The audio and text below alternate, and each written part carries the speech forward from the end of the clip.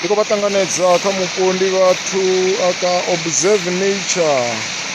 Namusi hafha ndo ṋanga uri ndi yo dalela mulambo uno vhidzwa upfhi Manononi. Ndi mulambo una wanala Tshakhuma kha muvhundu wa Tshiswiswini. Uyu mulambo uno pfhi Manononi ndi mulambo une u tshi ya fhasi uya swika hune wa shanduka dzina wa vhidzwa upfhi Mutanda kana Mutanda Binyuka. U tshi tsela ngeni fhasi wa swika wa ṱangana na muṅwe mulambo uno khou bvela muvhunduni wa Lukau, mulambo uno vhidzwa upfhi mulambo wa Tshamanzenge. Hei milambo mivhili i tshi ṱangana wa shanduka dzina, hoyu mulambo u tshi ya fhasi u si tsha vhidzwa upfhi Manononi wa vho vhidzwa upfhi Mutanda Binyuka.